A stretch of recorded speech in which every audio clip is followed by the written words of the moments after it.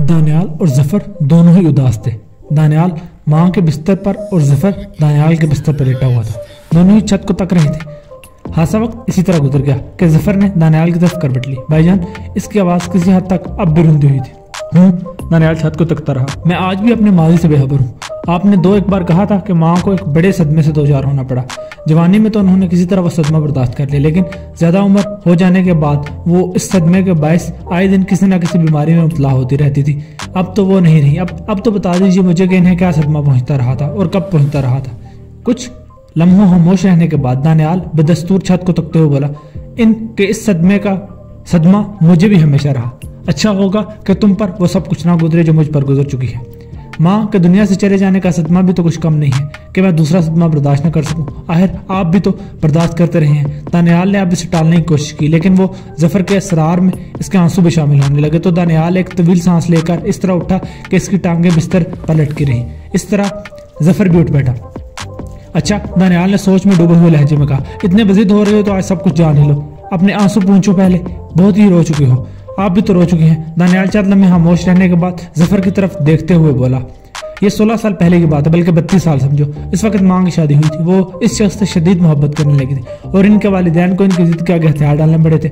इसकी शादी पर वो बहुत खुश थी। तकरीबन 16 साल के बाद वो ऐसे मर्ज में गिरफ्तार हुई जो इनके करीब रहने वाले किसी फर्द को भी लग सकता था। इनके शोहर इनसे दूर दूर रहने लगे और वो तन्हाई के अजाब में मुब्तला हो गई। दानियाल की आवाज़ बर्रा गई। जफर ने बाई की कैफियत महसूस कर ली और जल्दी से उठकर इनके लिए एक गिलास पानी ले आया। पानी पीकर दानियाल ने खुद को संभाला और कुछ रुक कर बोला, इन 16 बरसों में हम दोनों पैदा हो चुके थे। तुम इस वक्त 6 साल के थे, इसलिए तुम्हें वो सब कुछ याद नहीं रहा। तन्हाई के अजाब में माँ को सदमा पहुंचता कि इनके शोहर। भाईजान, जफर ने इसकी बात काटी, आप इनके शोहर या इस शख्स की बात किए जा रहे हैं, वो हमारे बाप ही हुए ना? हाँ, दानियाल ने ठंडी सांस ली, लेकिन इस सानहे के बाद मैंने इसे कभी अपना बाप नहीं समझा, इसलिए इसी तरह बात करूंगा। सानहा कैसा? तन्हाई के अजाब में माँ को मालूम हुआ कि इनका शोहर इन्हें तलाक देकर दूसरी शादी करना चाहता है ताकि इस बीमारी से महफूज रहे जो माँ को थी। ये ऐसा सदमा था कि वो रो रो कर नढाल हो गई। उन्होंने अपने शोहर से इल्तिजा की कि वो इन्हें तलाक ना दे, बस खुद से अलग कर दे। फिर ऐसा ही हुआ। मैं माँ के साथ रहने को तरजीह देने लगा तो तुम भी मेरे साथ माँ से लिपट के। अब जफर की आंखों से आंसू निकलने लगे। इस शख्स ने माँ को एक घर दिला दिया और अखराजात के लिए हासिल रकम भी दी। मुझे शदीद गुस्सा था। मैं चाहता था कि मेहनत मजदूरी ही क्यों ना करूं, वो पैसा ना लिया जाए, लेकिन माँ ने मुझे ऐसा करने नहीं दिया। वो चाहती थी कि हम दोनों भाई सिर्फ तालीम पर तवज्जो दें। इनके हुक्म के आगे मुझे सर झुकाना पड़ा। इलाज से 1 साल में इनका मर्ज खत्म हो गया। हम दोनों भाई इनके करीब रहने लगे, लेकिन हमें इनका मर्ज नहीं लगा। कुछ अरसे में वो तंदुरुस्त भी हो गई। जो पैसा मिला वो भी खत्म होने को था। इस शख्स ने इन्हें मजीद रकम भेजी, लेकिन अब उन्होंने कुछ लेने से इनकार कर दिया। उन्होंने एक स्कूल में टीचर की हैसियत से मुलाजमत कर ली और इनके वालिदैन। जफर ने पूछा, इनका इंतकाल हो चुका था। कुछ दूर के अजीजों ने हमारी मदद करना चाहिए, लेकिन माँ ने वो मदद लेने से भी इनकार कर दिया। टीचर होने के साथ साथ वो घर पर बच्चों को ट्यूशन भी पढ़ाती थी ताकि पैसे की कमी के बायस हमारी तालीम में कोई कमी न रह जाए। इन्हें दोबारा अपने शोहर के पास जाने की ख्वाहिश ही नहीं रही। इन्हें जो सदमा पहुंच चुका था, इसे उन्होंने 8 साल तक जिस तरह बर्दाश्त किया, ये उन्हीं का दिल जानता होगा। 8 साल बाद वो फिर बीमार रहने लगी। स्कूल की मुलाजमत छूट गई, लेकिन इस वक्त मैं ग्रेजुएशन करने के बाद पुलिस में मुलाजमत कर चुका था। तुम 16 साल के हो चुके थे और फर्स्ट ईयर में आने के बाद मुलाजमत करके घर के हालात को मजीद बेहतर करना चाहते थे, लेकिन मैंने तुम्हें ऐसा करने नहीं दिया। पुलिस की मुलाजमत से इतना मिल जाता था कि घर के हालात ठीक ठाक चलते रहे। मैं अभी पुलिस के महकमे में तरक्की करता रहा। साल भर में मैं इंस्पेक्टर हो चुका हूँ। मुझे खुशी है कि इस साल तुम भी ग्रेजुएट हो जाओगे। माँ को हमारे बाप से नफरत हो गई होगी। जफर ने कहा, बाप मत कहो उसे। दानियाल ने सरजनिश की, फिर बोला, माँ को उस शख्स से आखिरी दम तक मोहब्बत रही। जफर, एक दिन उन्होंने मुझे इस ख्वाहिश का इजहार भी किया कि वो सिर्फ एक बार और सिर्फ एक बार ही उसका चेहरा देखना चाहती हैं। मैं तो उस शख्स के घर की दहलीज पर कदम नहीं रखना चाहता था, लेकिन माँ की ख्वाहिश का एहतराम करना मेरे पर फर्ज था। मैंने जाकर इस शख्स को माँ का पैगाम दिया, लेकिन इस पैगाम को अहमियत ही नहीं दी गई। इसी तरह इनको आखिरी बार देखे बगैर वो दुनिया से चली गई। माँ के सदमे के बावजूद जफर का चेहरा गुस्से से सुर्ख हो गया। तो इतना जालिम है ये डॉक्टर जलाल बुख्तियारी। दानियाल शिद्दत से चौंक पड़ा। तुम इसका नाम कैसे जानते थे? सुबह जब आप किचन में चाय बना रहे थे तो मैं माँ के बिस्तर से लिपट लिपट कर रोने लगा। किसी तरह गद्दा से रख गया तो वहाँ मैंने डॉक्टर जलाल की तस्वीर देखी थी। तस्वीर के पीछे माँ की तहरीर थी। उन्होंने लिखा था, डियर जलाल, मैं तो किसी तरह जीती रही हूँ और मर भी जाऊंगी, लेकिन आज से तुम्हारे लिए दुआ गो हूँ कि तुम्हारी जिंदगी में कभी कोई गम ना आए, तुम हमेशा खुश रहो। ये बताते हुए जफर भी रो पड़ा। तस्वीर मुझे दिखाओ, दानियाल ने इसे दिखाई। जफर ने तस्वीर निकाल कर इसे दिखाई। ये थी हमारी माँ की मोहब्बत। दानियाल ने तहरीर पढ़ ली। माँ की तहरीर की वजह से मैं रुक गया, वरना मैं इस तस्वीर के पुर्जे काट डालता। आपने मुझे इसके कॉलेज में दाखिला क्यों दिलाया? इस वक्त मुझे इल्म नहीं था। 1 साल बाद मुझे मालूम हुआ तो मैंने खामोशी इख्तियार किए रखी ताकि तुम सुकून से अपनी तालीम मुकम्मल कर सको। अब मैं ये कॉलेज छोड़ दूंगा। हरगिज नहीं, दानियाल ने साथी से कहा। इम्तिहानात सर पर आ रहे हैं, 1 साल ज़ाया हो जाएगा तुम्हारा। हो जाए क्या माँ की ख्वाहिश भूल गए?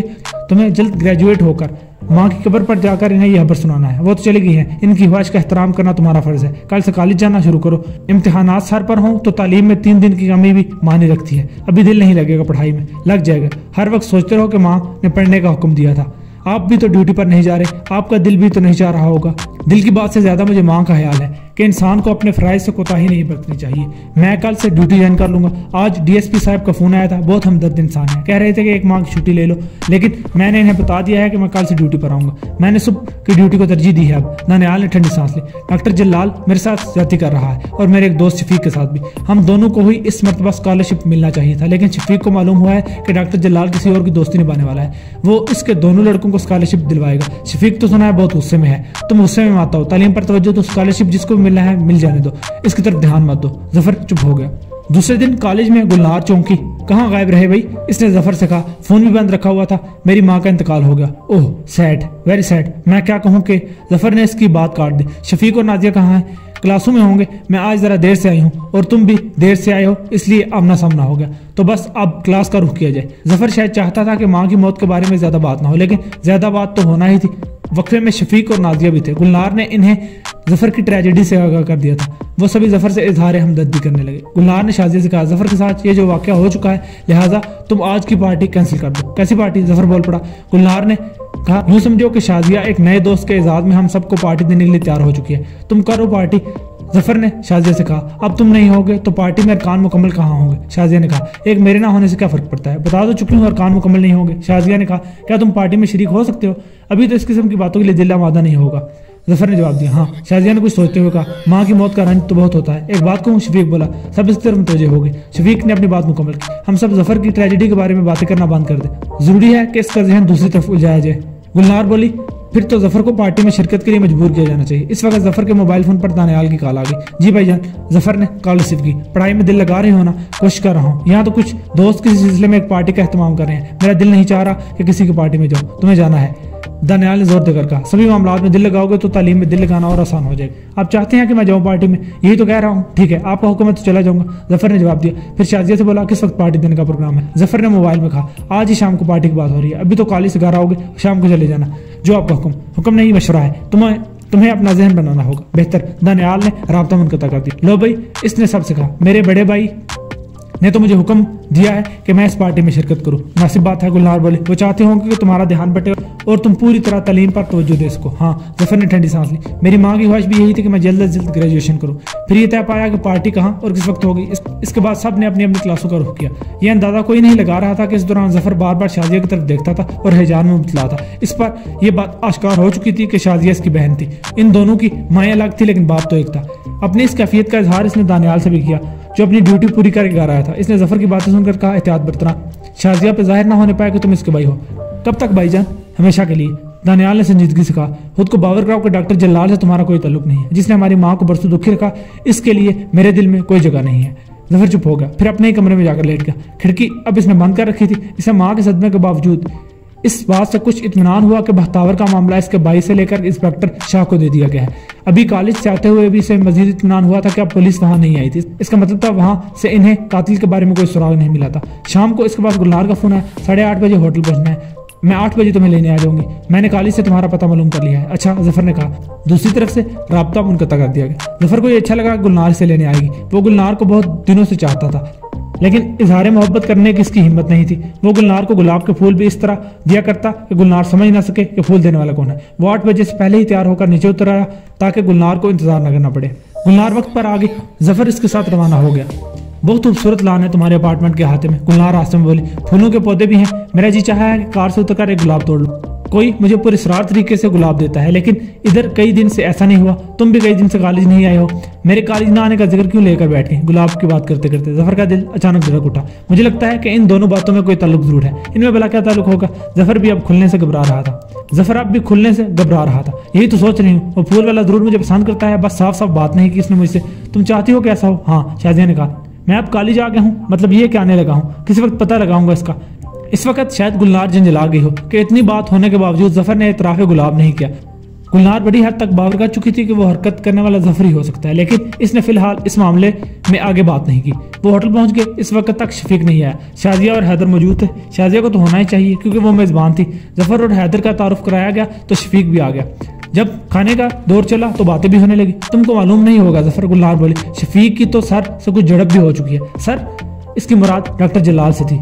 क्यों? जफर ने पूछा। वही स्कॉलरशिप का मामला। क्या फायदा झड़प से? जफर ने कहा और कानाखियों से शादी की तरफ देखा, जो अचानक खाने से तवज्जो हटाकर हैदर से बातें करने लगी। वो यकीनन इस मौजू पर गुफ्तगू करने से इज्तनाब चाहती होगी जिसका ताल्लुक इसके बाप से हो। हक के लिए लड़ना तो पड़ता है। शफीक ने तंज से जवाब दिया। इस सूरत हाल में लड़ना चाहिए अगर लड़ाई से कुछ हासिल हो सके। जफर ने कहा, है छोड़ो। शफीक ने कहा, इस पार्टी में ये बहस नहीं होनी चाहिए। देखो शाजिया तो हमारी तरफ देखने से भी गुरेज करने लगी है। अब शाजिया को बोलना पड़ा। मैं इस मामले में गैर जानिबदार रहना चाहती हूँ। क्या मामला है? हैदर ने पूछा। आप तो इस मामले से अलग ही रहे मिस्टर हैदर। शफीक बोला। प्लीज, हैदर ने कहा, जब मैं आप सब लोगों का दोस्त बन चुका हूं तो मेरे नाम के साथ मिस्टर जैसे अल्फाज का इजाफा ना किया जाए। बिल्कुल ठीक, शाजिया बोल पड़ी। सब धीरे धीरे से हंस दिए। फिर खुशगवार माहौल में पार्टी का अख्ताम हो गया। इससे अगले दिन रात को 12 बजे के करीब शाजिया ने गुलनार को फोन किया। मैं बहुत परेशान हूँ गुलनार। इसने कहा, तुम फौरी तौर पर मेरे पास आ सकती हो। रात आधी हो गई है, लेकिन अगर तुम किसी वजह से परेशान हो तो मैं आ जाती हूँ। आखिर बात क्या है? यहाँ होगी तो बताओ। गुलनार ने इस तक पहुंचने में देर नहीं लगाई। दरअसल डैडी अभी तक नहीं है। शाजिया ने इसे बताया। किसी काम से कॉलेज में ही देर हो गई होगी। आज मैंने कॉलेज में भी सुना था कि वो किसी से कह रहे थे कि आज इन्हें बहुत काम है, इसलिए कॉलेज में देर तक रुकेंगे। तुम बिला वजह परेशान हो रही हो? बिला वजह नहीं, शाजिया ने कहा। 10 बजे मम्मी की तबीयत कुछ खराब हुई तो उन्होंने कहा था कि डैडी को इत्तला दे दीजिए। मैंने इन्हें फोन किया, घंटी बजती रही लेकिन कॉल रिसीव नहीं हुई। मैंने सोचा शायद मसरूफ होंगे इसलिए कॉल रिसीव नहीं की। आधे घंटे बाद फिर फोन किया, इस बार भी घंटी बजती रही। इतनी देर में मम्मी की तबीयत संभल गई। अब तो वो सो भी चुकी हैं, लेकिन मैं डैडी को थोड़े थोड़े वक्त से फोन करती रही हूँ। वो कॉल रिसीव नहीं कर रहे। मैं इस परेशानी में तुमसे बात ना करती तो किससे करती? तुम मुझसे क्या चाहती हो? गुलनार ने कहा।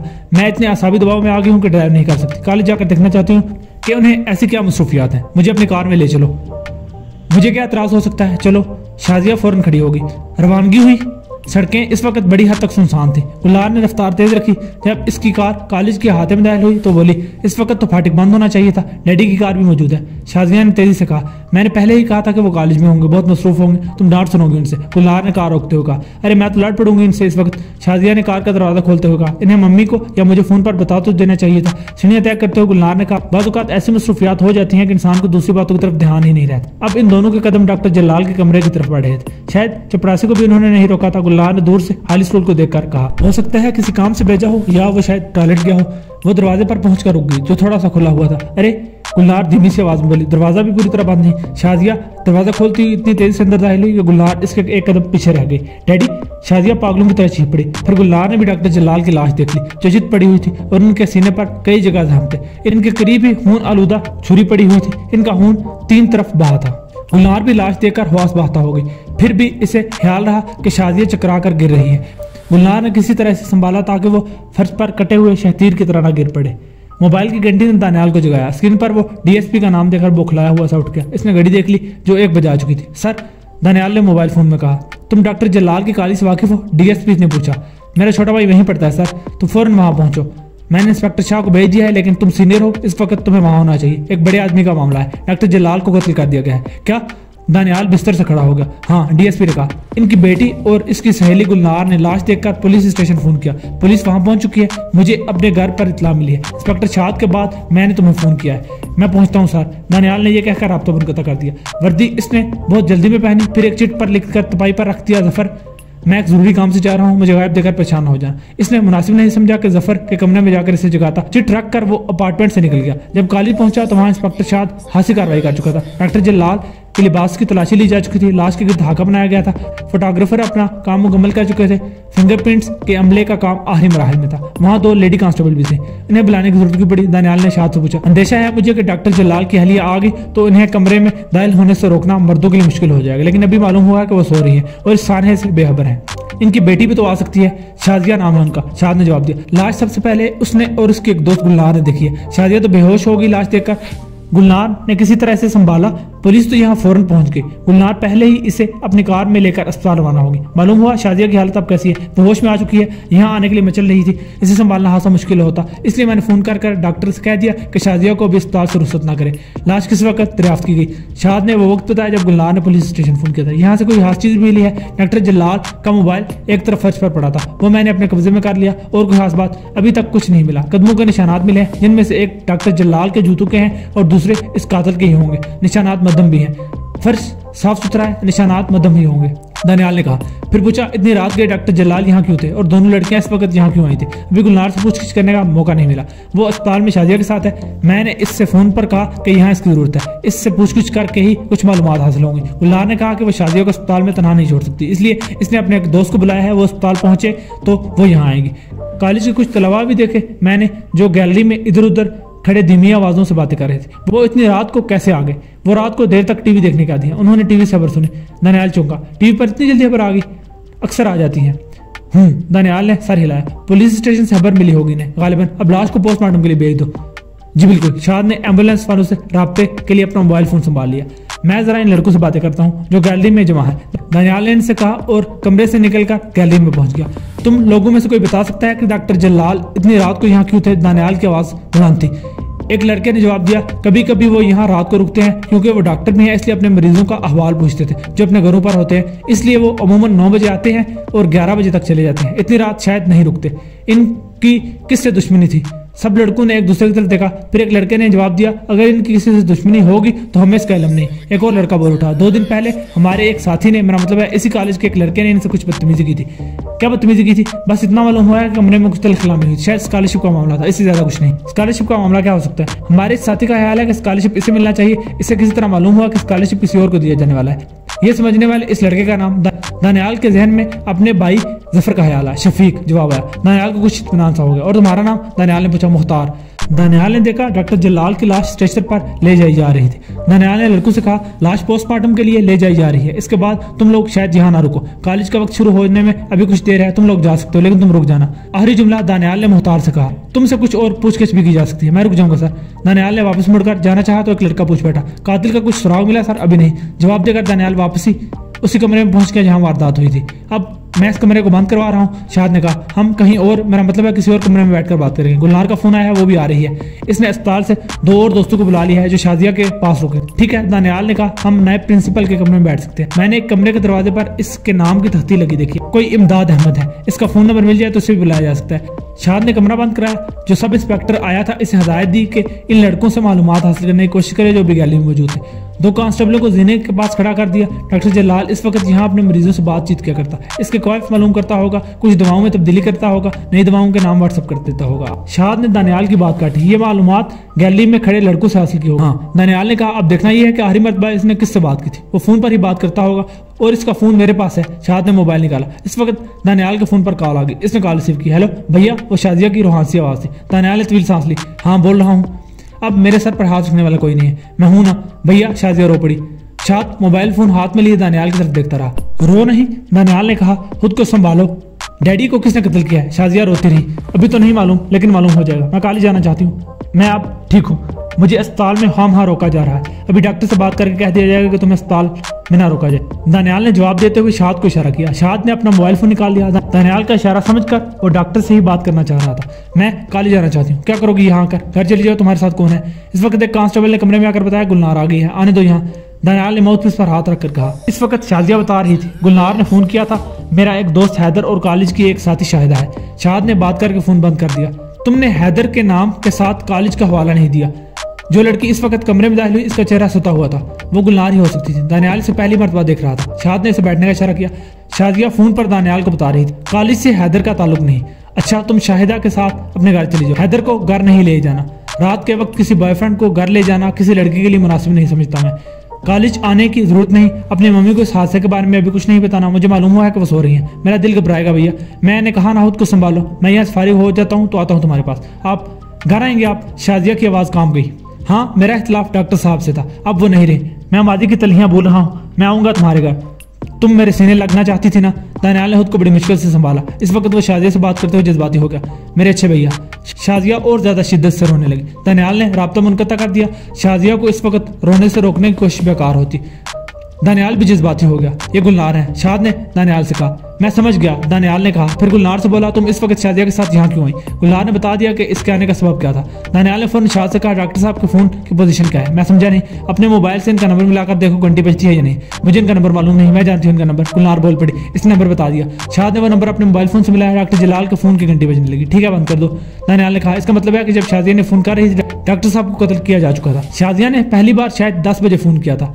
गुलनार ने बताया। इसका मतलब है डॉक्टर साहब को 10 बजे से पहले कत्ल किया जा चुका था, दानियाल ने कहा। फिर गुलनार से मुखातिब हुआ। गैलरी में कॉलेज के हासिल लड़के जमा है, इन्हीं में से एक लड़के ने बताया कि शफीक की डॉक्टर साहब से कुछ तलखलामी हुई थी। जी, गुलनार ने जवाब दिया, स्कॉलरशिप का मामला था। इस लड़के ने भी यही बताया। दानियाल ने कहा, इसके बारे में अगर कुछ बता सको, मेरा मतलब है वजाहत से बताओ। कॉलेज में हम 4 दोस्त हैं, एक दूसरे को बहुत करीब रहते हैं, शाजिया, शफीक, जफर और मैं। 1 मिनट, दानियाल ने इसे मजीद बोलने से रोका और अपने मोबाइल पर जफर का नंबर मिलाया। 2 घंटियों के बाद कॉल रिसीव की गई और जफर गनूदगी सी आवाज में बोला, जी भाईजान, सोते से उठे हो? खैर, जल्दी से तैयार होकर कॉलेज आ जाओ, मैं आपका इंतजार कर रहा हूँ। आप कॉलेज में हैं इस वक्त? हाँ, दानियाल ने कहा। किसी ने डॉक्टर जलाल को कत्ल कर दिया है क्या? जफर अचानक उछल पड़ा। जल्दी आना, दानियाल ने यह कहकर राब्ता मुनक़ता कर दिया। हाँ, वो गुलनार की तरफ मुतवज्जो। मैंने अपने कानों से वो बातचीत नहीं सुनी, गुलनार ने जवाब दिया। शफीक को बहुत गुस्से में डॉक्टर साहब के कमरे से निकलते देखा। मैंने बाद में इससे पूछा था तो उसने मुझे तफसील बताई थी। इसे शफीक ने जो कुछ बताया था वो उसने दोहरा दिया। फिर बोली, शफीक ने जब तालिब इल्मों को यूनियन बनाने की बात की तो ज्यादा गुस्सा आया था डॉक्टर साहब को, और शफीक को इनकी एक बात पर बहुत गुस्सा था। डॉक्टर साहब ने इससे कहा था कि तुम पागल हो। इसके साथ उन्होंने ये भी कहा था कि वो चपरासी को बुलाकर इसे धक्के देकर बाहर निकलवा देंगे। गुस्सा करने में दोनों ही हक बजानिब लगते हैं मुझे। शाद ने कहा, शफीक को यूनियन बाजी की बात नहीं करना चाहिए तो डॉक्टर साहब को भी जेब नहीं देता कि वो चपरासी के जरिए एक तालिब इल्म को धक्के दिलवाने की बात करें। शफीक से बात करना जरूरी है। सुबह तो आएंगे ना कॉलेज के सब लड़के लड़कियां? शाद ने कहा, मैं यहाँ रुकूंगा और शफीक से तन्हाई में बात करूंगा। नया प्रिंसिपल से बात करना जरूरी है, मेरे पास इनका नंबर है, गुलनार बोली। दानियाल ने शाद से कहा कि इन्हें फोन करके बुला ले।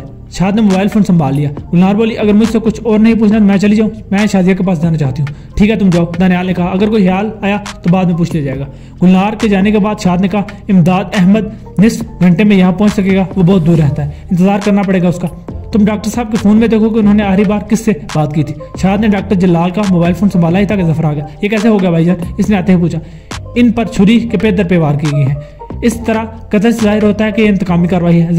ज्यादा तफसील बाद में जान लेना। ये बताओ, तुम रात को 8 बजे कहाँ गए थे और फिर शायद 10 बजे के बाद लौटे थे? आप शायद भूल गए हैं, मैं अपने इसी दोस्त के पास गया था जिसके घर मातम कदा बना हुआ है। हाँ, डॉक्टर जलाल का मामला सामने आने की वजह से मैं भूल गया था, तुम बता कर गए थे। इंतकाल वाले दिन भी तुम गए थे? जी हाँ। खैर, इस वक्त मैंने तुम्हें किसी और वजह से बुलाया है, मेरे साथ कहीं चलना है तुम। ये तो मिल गया है, शाद ने दानियाल से कहा। डॉक्टर जलाल की आखिरी बातचीत किसी हाशिम ज़ैदी से हुई थी। कॉल का वक्त 8:45 बजे का है। बातचीत 10 मिनट तक होती रही। इसका मतलब है कि कत्ल 9 और 10 के दरमियान हुआ है। इसकी तस्दीक पोस्टमार्टम रिपोर्ट से भी हो जाएगी। डॉक्टर साहब फोन पर बात करते हुए अपने कमरे में दाखिल हुए थे, वरना मोबाइल इनकी जेब में होता। फर्श पर गिरा हुआ वो इसलिए मिला कि कातिल ने इस वक्त हमला कर दिया था और हमला पुष्ट से किया गया है। शाद ने कहा, इनकी गर्दन के पिछले हिस्से पर छुरी मारी गई है। जब वो गिर गए तो इनके सीने पर छुरी से वार किए गए। डॉक्टर साहब को अपनी मेज तक पहुंचने का मौका ही न मिला। कदमों के निशानात इसी जगह तक जाते हैं जहां लाश पाई गई। कदमों के निशानात से तुमने जो नतीजा किया है वो बिल्कुल दुरुस्त है। दानियाल ने कहा, मैं थोड़ी देर के लिए कहीं जा रहा हूँ, वापस आता हूँ। तुम इमदाद अहमद के आने तक डॉक्टर साहब का मोबाइल अच्छी तरह देखो, किसी जगह इनका कोई मुख्तसर नोट भी मिलना चाहिए। हाशिम ज़ैदी का नंबर तो मिल ही गया होगा, इसका पता भी देखो, इससे शायद कुछ मालूमात हासिल हो जाए। मैं देखता हूँ, मैं कोशिश करूंगा कि आधे घंटे में वापस आ जाऊँ। दानियाल ने खड़े होते हुए कहा और जफर को भी उठने का इशारा किया।